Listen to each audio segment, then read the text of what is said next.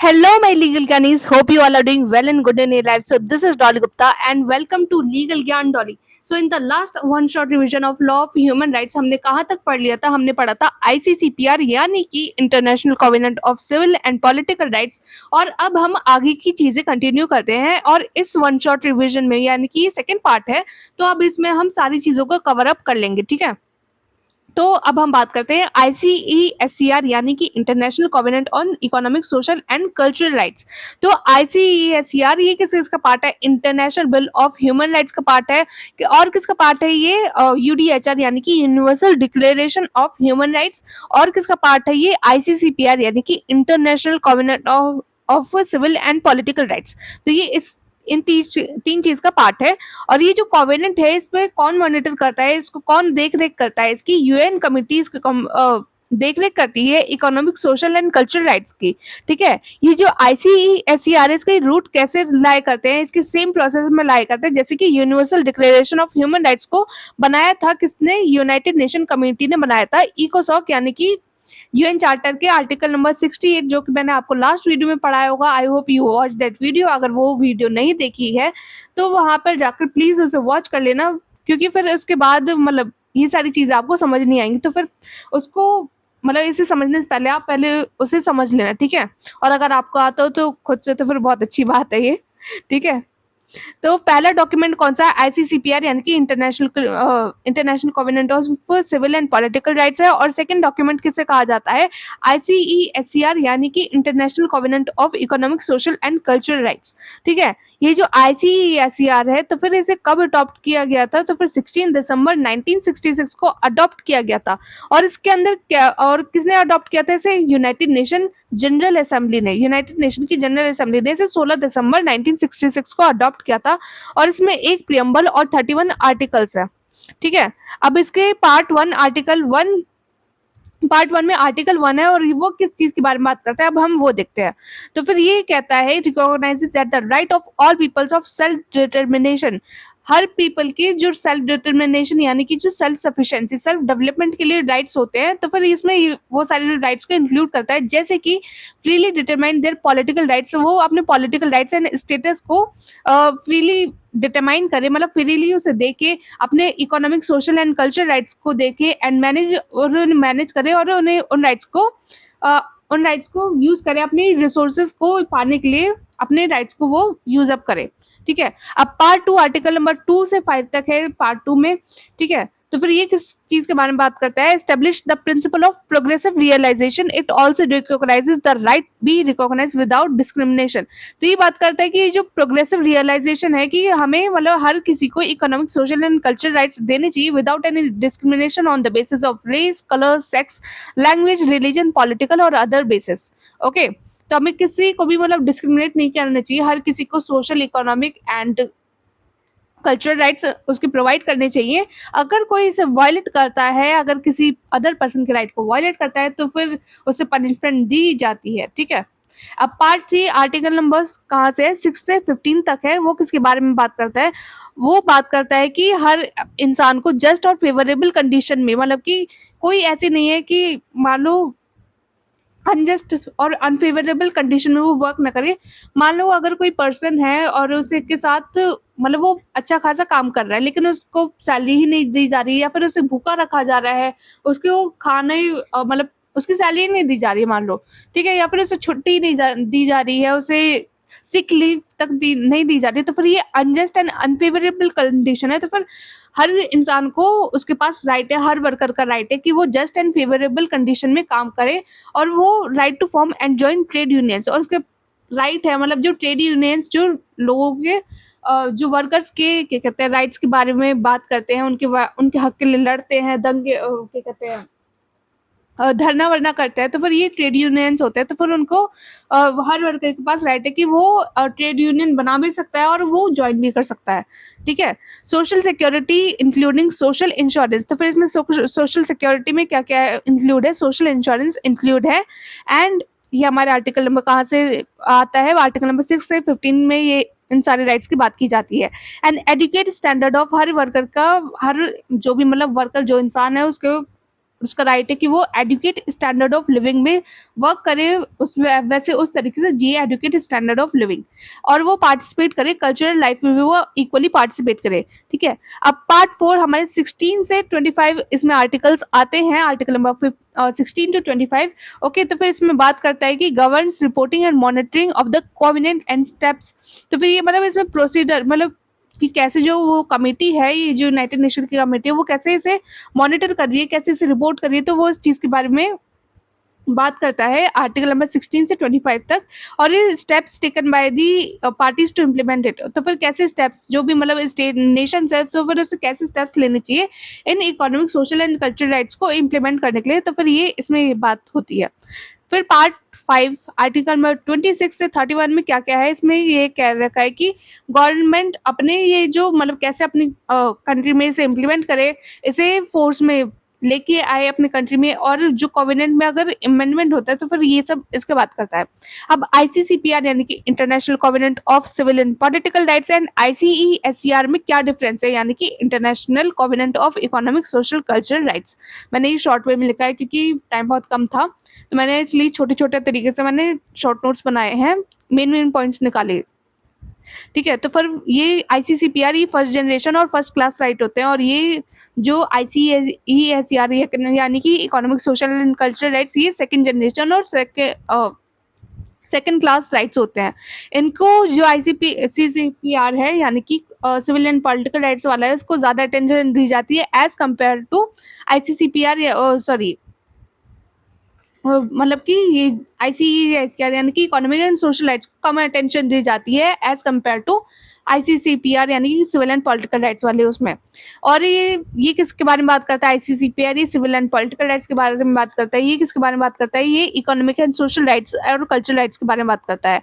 इसे ज़्यादातर आईसीसीपीआर को कौन अडॉप्ट करता है, वेस्टर्न कंट्रीज जैसे कि सिविल एंड पॉलिटिकल राइट्स को अडॉप्ट करती है, और ईस्टर्न कंट्रीज किसको वो करती है, अडॉप्ट करती है, economic, social and cultural rights को अडॉप्ट करती है। अब हम थर्ड जनरेशन यानी कि कलेक्टिव राइट्स की बात करते हैं। ये क्या कलेक्टिव राइट्स को क्या कहा जाता है, ग्रुप राइट्स भी कहा जाता है।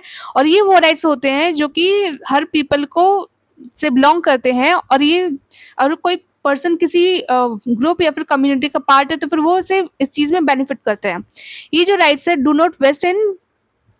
Not vest nor in exercise by an individual, तो फिर ये जो राइट्स है ये किसी एक पर्सन के द्वारा मतलब कि उसके हाथ में नहीं रहेगा, ये हर जो भी उस किसी पर्टिकुलर कम्युनिटी का पार्ट है, तो फिर वो हर कोई उसे इस राइट्स का बेनिफिट हर कोई इसे यूज करेगा। ठीक है, जैसे कि लेट्स से कोई कम्युनिटी, हम किस कम्युनिटी की बात करें, जैसे कि ट्राइबल कम्युनिटीज़ होती है या फिर हिंदू मुस्लिम की कम्युनिटी होती है, तो फिर वो कोई ग्रुप बनाते हैं, जैसे कि आरएसएस होता है और मुस्लिम लीग हमारे उस टाइम पे थी, क्या कहते हैं, बिफोर इंडिपेंडेंस के टाइम पे थी। तो फिर ये सब उनका एक एम होता है, इनका इनका एम, इनकी प्रॉब्लम सेम होती है, तो फिर इनका एम ही मतलब उस चीज़ में हमें कैसे डेवलपमेंट करना है, उसमें क्या हमारे गोल्स हैं, हमारे क्या कंडीशंस, हमें कैसे उस कंडीशंस को इम्प्रूव करना है, तो फिर ये कलेक्टिव राइट्स में इसकी बात होती है। ठीक है, अब ये कलेक्टिव राइट्स इंपॉर्टेंट क्यों है, अब हम इसकी बात करते हैं। जो कॉन्सेप्ट है कलेक्टिव राइट्स का, तो फिर वो कहाँ से इमर्ज होता है, individual human rights do not guarantee adequate protection for indigenous people. तो फिर जो इंडिविजुअल ह्यूमन राइट्स है, जो एक एक पर्सन के ह्यूमन राइट्स है, वो प्रोटेक्शन नहीं देते हैं इंडिजीनियस पीपल को, यानी कि जो बाहर से लोग आते हैं, यानी कि जो ग्रुप के पीपल आते हैं, जैसे कि हमारे इंडिया में कौन आए हैं, तिब्बतन्स आए हैं, जो कि कहाँ पे रहते हैं, हमारे उत्तराखंड की धर्मशाला में रहते हैं। तो फिर ये जब आए थे, तो फिर इन्हें जब ये न्यू नहीं आए थे, तो फिर हमें इन्हें सिटीजनशिप नहीं देते हैं, लेकिन इनके राइट्स को, इनके इंटरेस्ट को प्रोटेक्ट करने के लिए फिर ये मतलब मैंने एज एन एग्जांपल आपको समझाया, तो फिर ये इंडिजिनियस पीपल होते हैं, तो फिर इनको इनके राइट्स को प्रोटेक्शन करने के लिए तो फिर ये कलेक्टिव राइट्स बहुत ज़्यादा इंपॉर्टेंट होते हैं। और ये कलेक्टिव राइट्स जो क्या गारंटी करते हैं, ये डेवलपमेंट एंड को गारंटी करते हैं, और ये प्रिजर्व करते हैं माइनॉरिटीज़ के इंटरेस्ट को, और इन्हें और उनको ऑर्गेनाइज करते हैं। तो फिर various kinds of collective rights, right to development. ठीक है, द टर्म डेवलपमेंट, तो फिर जो बहुत सारे काइंड्स होते हैं कलेक्टिव राइट्स के, तो फिर उसमें सबसे इंपॉर्टेंट क्या है, राइट टू डेवलपमेंट, मतलब कि जो कलेक्टिव राइट्स में सबसे मेन राइट क्या है, डेवलपमेंट का। यानी अब जो टर्म डेवलपमेंट है उसका मतलब क्या होता है कि डेवलपमेंट के सेंस में economic, social and cultural and political process में उनका डेवलपमेंट होना चाहिए। हर जो भी मतलब किसी कम्युनिटी का economic, social and cultural process में डेवलपमेंट होना चाहिए। और क्या होना चाहिए, personality of human being, the declaration of the right to development adopted by the general assembly. तो फिर ये जो डिक्लेरेशन है इसे कब अडॉप्ट किया था जनरल असेंबली ने, 1986 में। राइट टू सेल्फ डिटर्मिनेशन, ये भी कलेक्टिव राइट का एक काइंड है। तो फिर सेल्फ डिटर्मिनेशन क्या क्या होता है, ये human is a collective human right. तो फिर राइट टू सेल्फ डिटर्मिनेशन एक कलेक्टिव ह्यूमन राइट है जो कि बेनिफिट करता है ग्रुप्स को और सभी को, सभी इंडिविजुअल्स जो भी उस टेरिटरी का पार्ट है। तो फिर ये उन्हें बेनिफिट करता है। और ये जो आईसीसीपीआर और आईसीईएसईआर है, have laid down in identical world right of self. तो फिर जो आईसीसीपीआर और आईसीईएसईआर इन्होंने भी अपने सेल्फ डिटर्मिनेशन की बात की है। और ये जो कलेक्टिव राइट्स में भी self determination, right to self determination की बात होती है। सो अब हम बात करते हैं सेफ एनवायरनमेंट की। तो फिर अगर जैसे changing physical and biological condition होते हैं, जैसे कि एनवायरनमेंट में, जैसे कि पॉल्यूशन होता है एनवायरनमेंट में, तो फिर मतलब जो हमारे क्या कहते हैं, अगर मान लो हमारे इंडिया में पॉल्यूशन बढ़ रहा है या फिर किसी कोई भी क्या कहते हैं वेदर कंडीशन का चेंज हो रहा है जिससे कि लोगों की लाइफ इफेक्ट हो रही है, तो फिर लोगों के पास हम कहते हैं ना कि हमारे एनवायरनमेंट लॉ के अकॉर्डिंग हर सिटीजन के पास राइट है कि वो सिटी क्या कहते हैं गवर्नमेंट से वो पूछे कि ये सब चीज़ें क्यों हो रही है। तो फिर आप इस पे कैसे कैसे हमारे एनवायरनमेंट को कंट्रोल करने के लिए क्या आप प्रॉस कॉन्स ले रहे हो, क्या आप कर रहे हो। तो ऐसे हर किसी का एनवायरनमेंट राइट भी होता है हर सिटीजन का। ठीक है, अब हम बात करते हैं European convention of human rights. मैंने कल ही बताया था, ये 10 मार्क्स में आता है। ठीक है, अब इसकी हिस्ट्री क्या है। जो रीजनल ह्यूमन राइट सिस्टम है, are regional instrument and mechanism play an important role in the promotion and protection of human rights। जो रीजनल ह्यूमन राइट सिस्टम है तो फिर वो बहुत ज़्यादा इंपॉर्टेंट रोल प्ले करते हैं प्रोमोट करने के लिए और प्रोटेक्ट करने के लिए ह्यूमन राइट्स को। और ये इंस्ट्रूमेंट एंड एक मैकेनिज्म होता है रीजनल ह्यूमन राइट सिस्टम। ठीक है, तो फिर जो कि क्या क्या लेके आता है regional human right system, treaties लेके आता है, कन्वेंशंस लेके आता है, डिक्लेरेशन लेके आता है। और ये जो रीजनल ह्यूमन राइट इंस्ट्रूमेंट है वो हेल्प करता है कि वो लोकलाइज करे इंटरनेशनल, मतलब जो भी इंटरनेशनल कॉन्वेनेंस आईसीसीपीआर और आईसीईएसईआर और कलेक्टिव राइट्स है, तो फिर ये इंटरनेशनल लेवल पे है। तो फिर ये क्या कहते हैं नेशन के लोकल एरियाज में ये इम्प्लीमेंट हो सके। ये जो नॉर्म्स एंड स्टैंडर्ड जो भी मतलब कि कंट्रीज इसे नेग्लेक्ट करती है, तो फिर वो किसी पर्टिकुलर ह्यूमन बींग को के रीजन, मतलब किसी रीजन के पर्टिकुलर ह्यूमन बींग के उसके ह्यूमन राइट्स वो हो रहे हैं, तो फिर ये मतलब इसको प्रोटेक्ट करने के लिए इसकी बात करता है। तो currently the 3 most well established regions human rights system are Europe, the American and Africa. तो फिर बहुत ज़्यादा well established regional human rights system में कौन कौन से आते हैं, Europe and America and Africa. तो फिर हमें कौन कौन से पढ़ना है, यूरोप एंड अमेरिका पढ़ना है, अफ्रीका वाला हमारे सिलेबस में नहीं है। ठीक है, अब European convention of human rights की अब हम बात करते हैं। तो फिर ये प्रोटेक्ट करता है human rights of the people को उन कंट्रीज में जो कि बिलोंग करती है काउंसिल ऑफ यूरोप से। अब इसमें 47 मेंबर्स इसके स्टेट ऑफ काउंसिल के इसके मेंबर्स हैं जो कि इस कन्वेंशन को साइन करते हैं।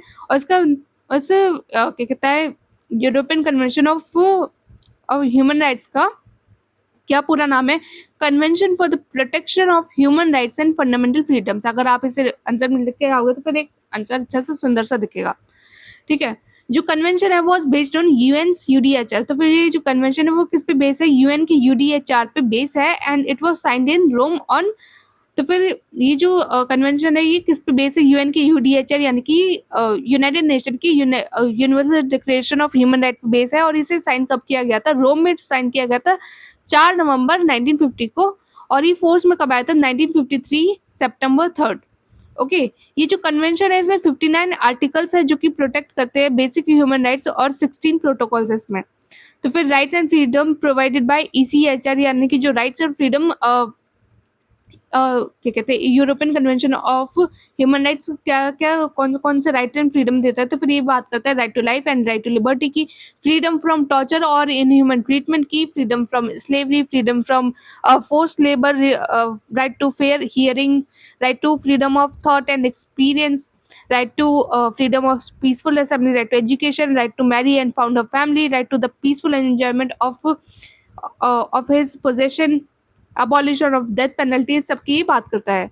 Mechanism of ECHR, European convention commission, European courts, the committee of minister, ये इन सब की इसकी मशीनरीज कौन कौन सी है इसमें. यूरोपियन कन्वेंशन कमीशन आता है, 3 तरीके की इसकी बॉडीज है, European commission, European court and the committee of ministers. तो यूरोपियन कमीशन क्या होता है, मतलब क्या वर्क करता है, अब हम उसकी बात करते हैं. तो फिर ये जो यूरोपियन कमीशन है, was a commission who receive complaints from parties through the secretary general and. तो ये जो ईसी क्या कहते हैं यूरोपियन कमीशन है, तो फिर वो एक कमीशन है जो कि रिसीव करते हैं कंप्लेंट्स उन पार्टी से जो कि सेक्रेटरी जनरल को कंप्लेंट रिसीव होती है. तो फिर वो कैसे ट्रांसफर करते हैं, ईसी यानी कि यूरोपियन कन्वेंशन को वो ट्रांसफर करते हैं और वो इसे हियर करते हैं. ये जो कन्वेंशन है वो receive petition from any individual. तो फिर ये कहाँ से पटिशन कहाँ से रिसीव करते हैं, तो फिर किसी भी इंडिविजुअल, एनजीओ एंड पार्टी से ये पटिशन को रिसीव करते हैं. ये जो यूरोपियन कमीशन है, इसके पास बहुत ज़्यादा पावर है at that time as compare to European courts. तो फिर ये जो यूरोपियन कोर्ट्स है, मैंने ये 3 चीज़ बताई थी ना, European commission, European court and committee of minister. तो फिर ये जो यूरोपियन कमीशन है, इसके पास ज़्यादा पावर है as compare to European courts, और ये हैंडल करती है cases and send forward some cases, और ये हैंडल करती है उन केसेस को, और कुछ 1 आध 2 केसेस को किसे ट्रांसफर कर देती है, यूरोपियन कोर्ट्स को ट्रांसफर कर देती है. ये जो यूरोपियन कोर्ट्स की अब हम बात करते हैं, तो फिर ये जो European courts of human rights है, ये एक regional human right judicial body है.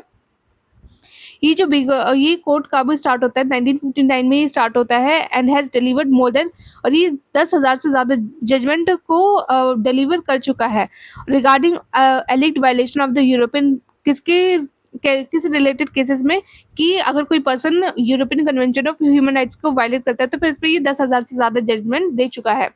ये जो यूरोपियन कोर्ट्स है वो उसे हम क्या कहते हैं, स्टार्सबर्ग, इसे हम स्टार्सबर्ग नहीं क्या कहते हैं, स्टारबक्स नहीं, स्टार्सबर्ग कोर्ट कहते हैं. ठीक है, तो जो कोर्ट है इसमें jurisdiction to decide complaints submitted by individuals and the state concerning violation of the convention. तो ये जो स्टेट है, ये जो कोर्ट है, क्या कहते हैं, ये कोर्ट किस चीज़ के बारे में बात करता है, जो भी इंडिविजुअल्स कंप्लेंट करती हैं स्टेट्स की एंड ये इसकी वायलेशन की, इस कन्वेंशन की वायलेशन की और प्रोटेक्शन ऑफ ह्यूमन राइट्स की, तो फिर ये उसकी जुरिस्डिक्शन, इसकी मतलब इसकी जुरिस्डिक्शन यानी कि ये इंडियन एरियाज में वर्क करता है. यानी कि इंडिविजुअल्स की राइट्स को अगर कोई उसे वायलेट करता है, प्रोटेक्शन ऑफ ह्यूमन राइट्स की बात करता है, या फिर कोई कन्वेंशन के राइट्स को वायलेट करता है, तो फिर ये उन सब मैटर्स को देखती है और फंडामेंटल फ्रीडम्स को देखती है. ठीक है, और ये जो कमेटी, अब ये लास्ट पार्ट इसका बचा है, the committee of minister was empowered to deal with merits of cases and along with that it ensuring that government comply with the courts judgment. तो फिर ये जो कमिटी ऑफ मिनिस्टर्स है वो किस पे बात करते हैं, मेरिट ऑफ केसेस की बात करते हैं, यानी कि कितने केसेस हो रहे हैं इन सब के वो देखते हैं. And along with that it ensuring, ये इंश्योर करते हैं कि जो गवर्नमेंट है वो इन कोर्ट जजमेंट्स को मान भी रही है या नहीं, मतलब ये जो कोर्ट ने कोई जजमेंट पास की है तो फिर ये गवर्नमेंट इस चीज़ को मान रही है नहीं. तो ये कमिटी ऑफ मिनिस्टर्स इन्हें देखते थे. तो इम्पोर्टेंस ऑफ प्रोटोकॉल नंबर 11, अब ये एक प्रोटोकॉल है जो कि 11th प्रोटोकॉल हमारा बहुत इंपॉर्टेंट है European convention of human rights का. तो अब हम उसे देखते हैं. तो protocol number 11 aims to rationalise the machinery for enforcement of rights. तो फिर जो प्रोटोकॉल नंबर 11 किसके बारे में बात करते हैं, कि रेशनलाइज करना है machinery for enforcement of rights and liberties guaranteed by the, जो भी कहते हैं राइट्स एंड लिबर्टीज, ये जो कन्वेंशन यूरोपियन कन्वेंशन प्रोवाइड करता है. तो फिर मशीनरीज, तो फिर इसे मतलब फेयर तरीके से एंड ये जो मशीनरीज है इसे एनफोर्स करे अपनी कंट्रीज में, मतलब यूरोपियन काउंसिल ऑफ स्टेट में ये एनफोर्स हो. और ये जो यूरोपियन कोर्ट्स है has become the full time permanent, और इस प्रोटोकॉल नंबर 11 की वजह से ये जो यूरोपियन कोर्ट्स को फुल टाइम परमानेंट कोर्ट बना दिया गया था. और जो कमिटी ऑफ मिनिस्टर्स है वो इसे no longer power to deal with merits, तो फिर ये अब मेरिट्स ऑफ केसेस नहीं देखेगा. इसकी जो मेरिट ऑफ केसेस देखने वाली पावर थी उसे खत्म कर दिया जाता है, अबॉलिश कर दिया जाता है. Although it maintains its important role in ensuring that government, हालांकि मतलब इसे मेरिट ऑफ केसेस वाले पावर को इसे खत्म कर दिया जाता है, लेकिन इसकी जो पावर रहती है कि गवर्नमेंट वो जो जजमेंट है वो देख रही है, मतलब इन्फोर्स कर रही है अपने एरिया में या नहीं कोर्ट की जजमेंट को, तो इसके पास ये वाली पावर थी. ठीक है, यहाँ पर अब ये खत्म होता है. अब हम बात करते हैं American convention of human rights, जिसका दूसरा नाम क्या है, pact of San George de Costa Rica इसका दूसरा नाम है। और ये क्या है, ये एक इंटरनेशनल ह्यूमन राइट इंस्ट्रूमेंट है जो कि अडॉप्ट कौन करता है, वेस्टर्न हेमिस्फेयर की कंट्रीज 22 नवंबर 1969 को इसे अडॉप्ट करती हैं। और ये इफेक्ट में यानी कि फोर्स में कब आता है, 18 जून 1978 को ये फोर्स में आता है।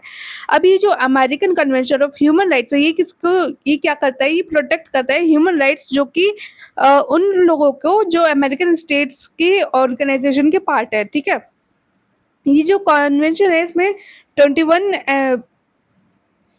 हैज रेटिफाइड, तो फिर इसमें 32 में से 21 मेंबर्स ने इसे अडॉप्ट किया था। ऑर्गेनाइजेशन ऑफ स्टेट्स यानी कि अमेरिकन ऑर्गेनाइजेशन ऑफ स्टेट्स में से 32 मेंबर्स में से 21 मेंबर्स ने इसे अडॉप्ट किया था। और to consolidate a system of personal liberty, जिससे कि एक system of personal liberty and social justice की बात हो सके based on respect for the essential rights of man. ठीक है, अब rights protected by the American convention की हम बात करते हैं, तो फिर ये कौन कौन से राइट को प्रोटेक्ट करता है, सिविल एंड पॉलिटिकल राइट्स को, economic social and cultural rights को। इकोनॉमिक एंड सोशल राइट्स में कौन कौन से राइट्स आते हैं, right to judicial personality, right to personal human treatment, freedom from slavery, right to free trial, right to assembly, right to nationality, right to participate in the government. तो फिर ये civil and political rights American convention में ये इसकी बात करता है। अब हम इकोनॉमिक एंड सोशल राइट्स की बात करते हैं, तो फिर right to work, trade union rights, right to social security, right to health and healthy environment, right to food and right to education। तो फिर ये American convention economic social and cultural rights में ये सारे राइट्स को provide करता है। अभी अमेरिकन कन्वेंशन ह्यूमन राइट्स कुछ रेस्ट्रिक्शन भी इम्पोज करता है, जैसे कि it is noted that this rights and freedoms may be suspended in the time of war. ये जो राइट्स मैंने आपको बताए हैं, ये राइट्स एंड ये वाले राइट्स, तो फिर ये वॉर के सिचुएशन में इन राइट्स को वायलेट सस्पेंड किया जा सकता है। और डेंजर सिचुएशन में, पब्लिक डेंजर मतलब जब पब्लिक सिटीजन जब डेंजर में हो तो फिर इसे तब सस्पेंड किया जा सकता है, या फिर ऐसी किसी अदर इमरजेंसी में जो कि थ्रेट कर रही है इंडिपेंडेंस और सिक्योरिटी ऑफ स्टेट पार्टी, यानी कि उस कंट्री की इंडिपेंडेंस और सिक्योरिटी पे बात आ रही है, तो फिर इन राइट्स को यानी कि civil and political rights and economic social and cultural rights को सस्पेंड किया जा सकता है उस समय में। ठीक है, ये जो मशीनरीज अमेरिकन कन्वेंशन को चलाने वाली कौन कौन सी मशीनरीज है, तो फिर inter American commission on human rights और inter American commission court on human rights, ये इसके दो कमीशंस है। ठीक है, तो फिर inter American commission is a quasi judicial, तो फिर ये quasi judicial quasi political body है जो कि स्टेब्लिश करती है OAS यानी कि ऑर्गेनाइजेशन ऑफ अमेरिकन स्टेट्स। ये इस क्वासी जुडिशियल और उसके क्वासी पॉलिटिकल बॉडी है, और जो कि अमेरिकन कन्वेंशन को देखता है। इसमें 7 मेंबर्स रहते हैं जो कि पिटिशंस को रिसीव करते हैं उन पर्सन से जो कि इस अमेरिकन कन्वेंशन का पार्ट है, और किसी भी NGO से ये रिसीव करते हैं पिटिशंस को, या फिर किसी भी मेंबर स्टेट से रिसीव करते हैं।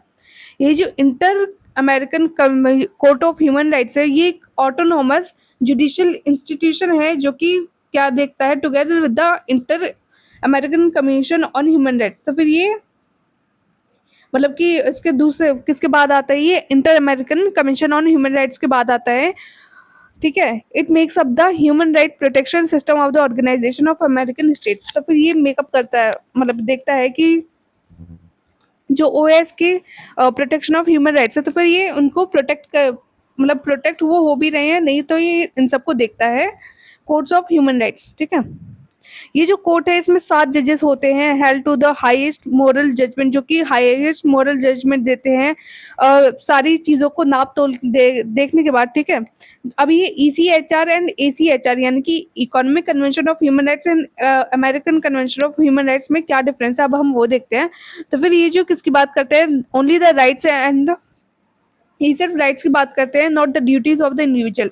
लेकिन यहाँ पे ACHR क्या बात करता है, इंडिविजुअल राइट के बारे में बात करता है, as well as individual duty के बारे में बात करता है। ये जो ECHR है provides for an opinion individual, तो फिर ये किसी पर्सन की ओपिनियन की भी बात करता है, पेटिशन प्रोसीजर इन सब की बात करता है। और हालांकि ये जो ACHR है वो एक मैंडेटरी इंडिविजुअल पेटिशन प्रोसीजर की बात करता है। ठीक है। ECHR take a decision against a state, तो फिर ईसीएचआर के पास पावर है कि वो स्टेट के अगेंस्ट में एक्शन ले सकता है अगर वो अपने पर्सन्स की मतलब कि अपने सिटीजन्स के राइट को वॉयलेट कर रहे हैं, तो फिर ईसीएचआर उन पे एक्शन ले सकता है। लेकिन एसीएचआर में ऐसे नहीं है। एसीएचआर कहता है कि ACHR can only make a report, तो फिर वो सिर्फ एक रिपोर्ट बना सकता है सेटिंग फॉर इट्स, मतलब कि अपना ओपिनियन देके वो एक रिपोर्ट बना सकता है। अब हमारा ये सब खत्म होता है, सबसे इम्पोर्टेंट पार्ट आता है नेशनल ह्यूमन राइट्स कमीशन। तो ये नेशनल ह्यूमन राइट्स कमीशन ये इंडिपेंडेंट स्टैट्यूटरी बॉडी है जो कि स्टैब्लिश कब होती है हमारे इंडिया में 12 अक्टूबर 1993 में, as per the provision of protection of human right act. किसके प्रोविजन के through? Protection of human right act 1993 में।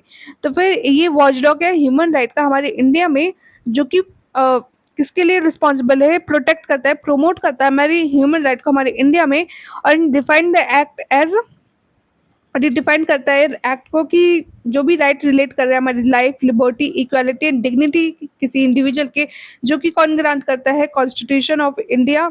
एंड हमारे इंटरनेशनल कॉन्वेंट्स में भी मेंशन है। और कौन इन्फोर्स कराता है? कोर्ट्स इन इंडिया इन सबको एनफोर्स कराता है। तो फिर ये उसका एनएचआरसी इसका वॉच डॉग है, मतलब कि इनको प्रोटेक्ट करता है और प्रमोट करता है ह्यूमन राइट्स को हमारे इंडिया में। ठीक है। और ये मेरे को बताना है कमेंट करके कि ये कहाँ पे मेंशन, ये मैंने मतलब किस सेक्शन में मेंशन है। मैंने आपको वन शॉट रिवीजन पार्ट 1 में आपको पढ़ाया था। वैसे मैं बता ही देती हूँ, protection of human right act section 2D में ये वाली डेफिनेशन आती है, right relating to life, liberty, equality and dignity वाली। ठीक है। अभी ये जो एनएचआरसी है ये बनता कैसे है? 1991 में यूएन एक मीटिंग रखती है अपने पेरिस में। ठीक है। फिर has developed a detail set of, तो फिर ये अपनी मीटिंग रखती है पेरिस में और एक ही detail develop set of principles को लेके आते हैं, जिसे क्या कहते हैं? पेरिस प्रिंसिपल्स कहते हैं। अभी ये जो प्रिंसिपल्स है वो फाउंडेशन बन जाती है इसके एस्टेब्लिशमेंट की, मतलब एनएचआरसी के एस्टेब्लिशमेंट की और इसके ऑपरेशन की। ठीक है।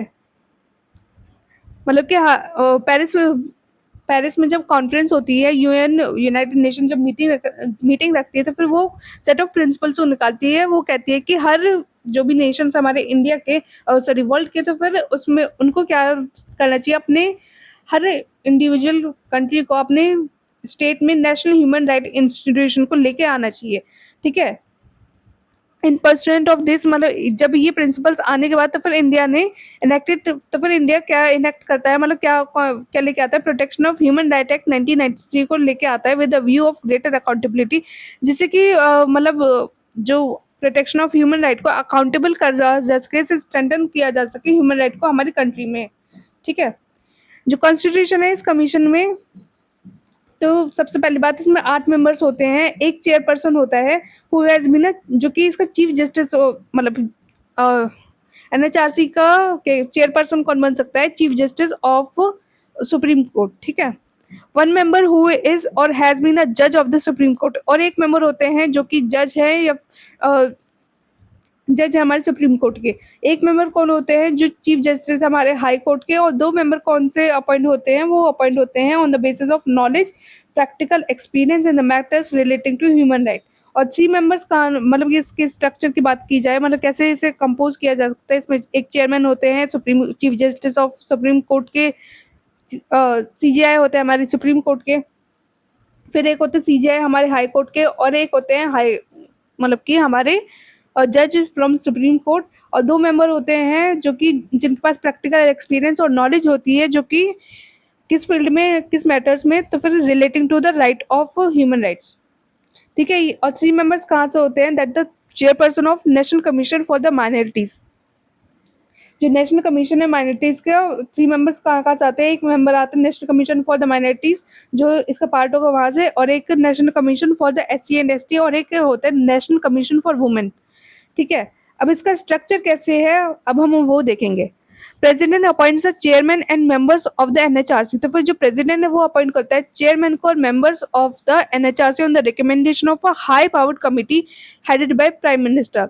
तो जो प्रेसिडेंट है वो अपॉइंट करते हैं चेयरमैन को और मेंबर्स को of the NHRC on the recommendation. तो प्रेसिडेंट अपॉइंट करते हैं चेयरमैन और मेंबर्स, एनएचआरसी के मेंबर्स को वो अपॉइंट करते हैं उन्हें कौन रिकमेंड करता है? प्राइम मिनिस्टर उन्हें क्या कहते हैं, एक कमेटी होती है और जो कि कौन हेड करता है? Prime minister. और वो जो कमेटी है वो नेम उन सीजीआई मतलब उन जजेस के, उन पर्सन्स के, इन मेंबर्स के वो नेम को रिकमेंड करता है और प्रेसिडेंट फिर उन्हें अपॉइंट करते हैं।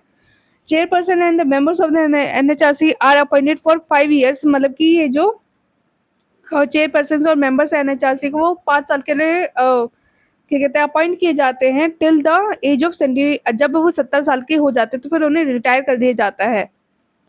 They can be removed only on the charges of proved misbehaviour. तो फिर अगर रिमूव करना है उनकी पोजीशन से तो फिर वो कब कर सकते हैं? अगर उन्होंने कोई मिसबिहेवियर किया है हमारे क्या कहते हैं वर्किंग में, या फिर इन ऑफिस उन्होंने कोई इनकैपेसिटी है उनके अंदर, तो फिर उस बेसिस पे उन्हें क्या कहते हैं, उन्हें रिमूव किया जा सकता है अगर वो प्रूव कर दिया जाता है आफ्टर एन इंक्वायरी, जो कि सुप्रीम कोर्ट के जज मतलब उस इंक्वायरी पे एक इंक्वायरी बिठाएंगे और जब वो इंक्वायरी प्रूव कर देगी कि हाँ ये मिसबिहेवियर हुआ था और या फिर इनकैपेसिटी, तो फिर उन्हें रिमूव कर दिया जाएगा उन मेंबर्स को।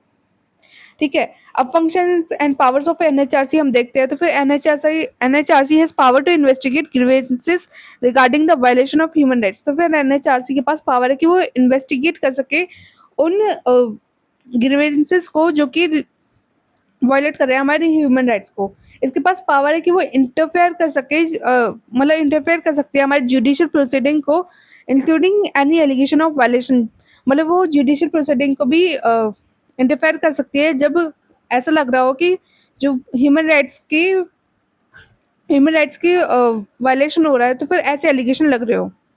ठीक है। It can visit any jail और एनी इंस्टीट्यूशन। तो फिर ये जो है एनएचआरसी कहीं भी किसी भी जेल में, किसी भी इंस्टीट्यूशन में विजिट कर सकती है under the control of the state government, जो भी स्टेट गवर्नमेंट के कंट्रोल में आ रहे हैं, कि जो लिविंग कंडीशन है इनमेट्स की, मतलब जो कहते हैं सिटीजन्स की कैसी कंडीशंस है, वो किसी भी मतलब कोई भी जेल पर्सन जो भी प्रिजनर है या फिर कोई भी इंस्टीट्यूशन में बंद है, तो फिर उनकी कंडीशन कैसी है, उन्हें मतलब एज एन ह्यूमन भी रखा भी जा रहा है या फिर उनके साथ अत्याचार हो रहा है, तो फिर ये सबको देखने के लिए एनएचआरसी के मेंबर्स जा सकते हैं। It can review the safeguards provided under the constitution और any law for the protection of the human rights. तो फिर ये रिव्यू कर सकती है कोई भी कॉन्स्टिट्यूशन या फिर लॉ को, मतलब कॉन्स्टिट्यूशन या लॉ को जो कि ह्यूमन राइट्स के बारे में, मतलब उसके ये जो चीज़ है वो ह्यूमन राइट की बात कर रही है या फिर नहीं, वो लॉ बात कर रहे हैं नहीं, और कॉन्स्टिट्यूशन की प्रोविजन बात कर रहे हैं ह्यूमन राइट की नहीं। ठीक है। ये जो एनएचआरसी है वो अंडरटेक करती है और प्रमोट करती है रिसर्च इन द फील्ड, ये मतलब रिसर्च करती रहती है फील्ड ऑफ ह्यूमन राइट्स में। ठीक है। NHRC work to spread human right literally. तो फिर ये जो ह्यूमन एनएचआरसी है वो मतलब ऐसा काम करती है जिससे कि जो ह्यूमन राइट है वो स्प्रेड हो वेरियस सेक्शंस ऑफ सोसाइटी में और promote.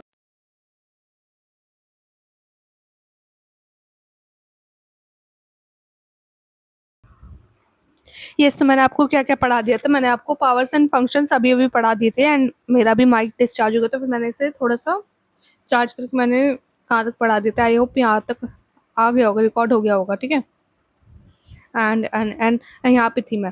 It has the power of civil court, मतलब एनएचआरसी के पास पावर है कि वो सिविल कोर्ट की तरह वर्क कर सकती है और क्या ग्रांट कर सकती है, इंटीरियर रिलीफ, यानी कि सिविल केसेस जैसे क्या कहते हैं, सिविल केसेस होते हैं जैसे कि जो कि प्रोटेक्शन ऑफ ह्यूमन राइट को वायलेट करे या फिर ऐसे जिसमें ह्यूमन राइट के बात की जाए, तो फिर वो उन केसेस को देख सकता है और उसमें रिलीफ ग्रांट कर सकते हैं सारे केस को सुनने के बाद। ठीक है। इसके पास अथॉरिटी है कि वो रिकमेंड कर सके कि मतलब कैसे कंपनसेशन देने, कैसे डैमेजेस देने कोर्ट्स को, ये क्या कहते हैं, इसके पास पावर है कि वो रिकमेंडेशन कोर्ट्स को दे सके।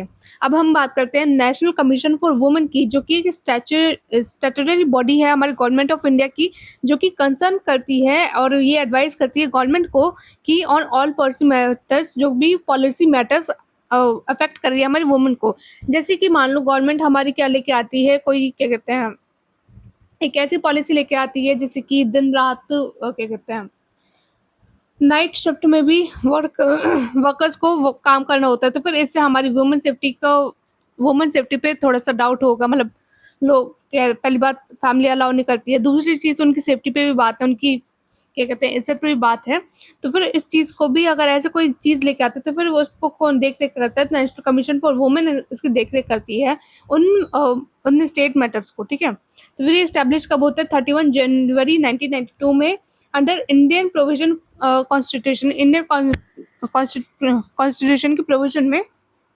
तो फिर 1990 कमीशन तो फिर 1990 में जो नेशनल कमीशन है ये वुमेन एक्ट लेके आते हैं, ठीक है? इसका ऑब्जेक्ट या फिर रीज़न क्या है इसे एस्टेब्लिश करने का, तो फिर इसका ऑब्जेक्ट है कि जो राइट्स हैं वुमेन के वो रिप्रेजेंट हो सके हमारे इंडिया में, और ये प्रोवाइड कर सके मतलब एक क्या कहते हैं नारी शक्ति के लिए एक अपनी आवाज़ उठा सके, उनकी इश्यूज़ के लिए, उनके कंसर्न्स के लिए आवाज़ उठा सके। ये किस चीज़ के सब्जेक्ट को मतलब कवर अप करती है, डाउरी यानी कि दहेज प्रथा को, या फिर वुमेन के साथ पॉलिटिक्स में कुछ गलत हो रहा है, तो फिर ये उन चीज़ों को देखती है।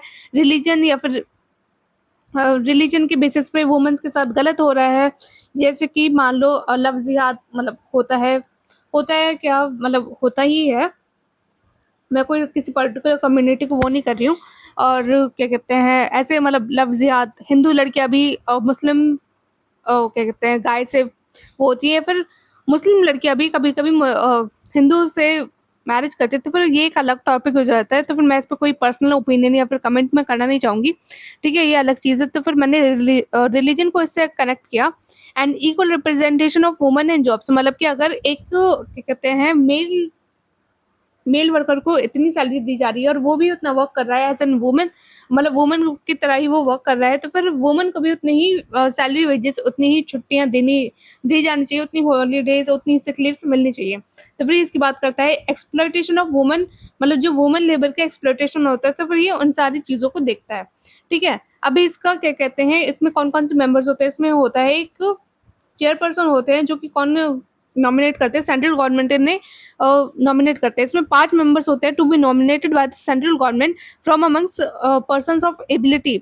इसमें 5 मेंबर्स होते हैं जो जिनकी एबिलिटी, उनकी इंटीग्रिटी, उनकी स्टैंडिंग, मतलब वो कैसे वुमेन्स के लिए स्टैंड ले रहे हैं, उस चीज़ पे उन्हें रिक्रूट किया जाता है, नॉमिनेट किया जाता है, सेंट्रल गवर्नमेंट उन्हें नॉमिनेट करती है, और जिनके पास एक्सपीरियंस होता है लॉ में और लेजिस्लेचर में, ठीक है? अब एक मेंबर सेक्रेटरी होते हैं जो कि कौन नॉमिनेट करते हैं, हमारे गवर्नमेंट ऑफ इंडिया, मतलब सेंट्रल गवर्नमेंट उन्हें रिक्रूट करते हैं, एंड जो कि किस फील्ड में एक्सपर्ट होते हैं, in the field of management, organization structure और सोशियोलॉजिकल मूवमेंट। एक सिविल सर्विसेज यानी कि एक ऑल इंडिया सर्विसेज यानी एक आईएएस ऑफिसर भी, मतलब रिटायर्ड आईएएस ऑफिसर को भी इसमें रिक्रूट किया जाता है एज एन मेंबर, ठीक है? इसके पावर्स, इनके फंक्शंस क्या क्या है, अब हम उनकी बात करते हैं। तो फिर ये इन्वेस्टिगेट करती है, एग्जामिन करती है वो सारे मैटर्स को जो कि सेफ गार्ड करते हैं वुमेन को, जो कि कॉन्स्टिट्यूशन और अदर लॉज में, मतलब अगर कोई कॉन्स्टिट्यूशन में कोई प्रोविजन है या फिर अदर लॉज में ऐसा कोई प्रोविजन है जो कि वुमेन राइट की सेफ्टी के, मतलब वुमेन राइट के बारे में या फिर वुमेन्स के अगेंस्ट हो, तो फिर ये उन्हें सेफ गार्ड करती हैं, उन्हें क्या कहते हैं रिव्यू करती हैं और अपना रिकमेंडेशन करती हैं। ये रिव्यू करती हैं time to time, and existing provision of the constitution को भी टाइम टू टाइम, और अदर लॉज को टाइम टू टाइम देखती हैं जो कि अफेक्ट कर रहा है हमारी वुमेन्स को, जो कि मैंने अभी आपको बताया था। ये कॉल करती है स्पेशल स्टडीज, ये स्पेशल स्टडीज करती हैं और इन्वेस्टिगेट करती हैं स्पेशल प्रॉब्लम्स को, सिचुएशंस को, जो कि डिस्क्रिमिनेशन हो रहा है वुमेन्स के अगेंस्ट में, ठीक है? ये पार्टिसिपेट करती हैं और एडवाइस करती हैं प्लानिंग प्रोसेस में of socio economic development of, मतलब ये कहती हैं वुमेन्स को कि आपको सोशियो इकोनॉमिक डेवलपमेंट में आना चाहिए, और उसके लिए ये प्लानिंग करती हैं और एडवाइस करती हैं, ठीक है? ये विजिट करती हैं जेल में और क्या कहते हैं रिमांड होम में, जहाँ पे वुमेन को रखा जाता है, मतलब जो फीमेल क्या कहते हैं फीमेल प्रिजनर्स होते हैं जेल में या फिर रिमांड होम में, तो फिर वो वहाँ पे विजिट कर सकती हैं, और इन वुमेन इंस्टीट्यूशन में जो भी वो कस्टडी में है, जहाँ पे वुमेन को रखा जाता है एज एन प्रिजनर। तो फिर ये ऐसे अदर मैटर्स भी देखते हैं which may be refer to it by, और ऐसे कोई भी मैटर जो कि सेंट्रल गवर्नमेंट देखता है कि आप वहाँ पर जाइए और वहाँ पे वुमेन कंडीशन कैसी है, तो फिर आप उन्हें देखिए। तो फिर यहाँ पे होता है हमारा सारा सिलेबस खत्म, बस एक यूनिट रह गई, यूनिट नंबर 8, तो फिर आप उसे चैट जीपीटी से पढ़ लेना, या तो अगर टाइम होगा तो फिर मैं बना दूंगी 8 बजे तक, ठीक है? अगर आप वीडियो के यहाँ तक बने हुए हैं तो फिर please to like, comment and share, and follow legal Gyan Dolly on Instagram. And अगर आपने अब तक सब्सक्राइब नहीं किया है तो please subscribe legal Gyan Dolly on YouTube. Okay, thank you very much my legal Giani's. आप इतना प्यार करते हो, इतना सपोर्ट करते हो, इतना प्यारे प्यारे कमेंट करते हो, तो और आप ही की दुआ से, आप ही के प्यार से आज ये लीगल ज्ञान इतना अच्छा खासा चल रहा है, नज़र ना लगे किसी की, थू, थू, थू। और मतलब और अच्छे से चल रहा है, ठीक है? तो ये आपका ही प्यार, सपोर्ट एंड आशीर्वाद है, एंड मैं इसे और आगे तक लेके जाऊँगी, इसे अच्छे से मैं आपके लिए वीडियोज़ लेके आऊँगी इंटर्नशिप्स पे एंड गवर्नमेंट एग्ज़ाम्स पे, ठीक है? तो फिर उन वीडियोज़ को देखना ना भूलना, and like, comment and share कर देना, क्योंकि आपके एक-एक छोटे-छोटे एफर्ट से मतलब मेरे को मोटिवेशन मिलता है ऐसे और कंटेंट बनाने का, ठीक है? Thank you so much.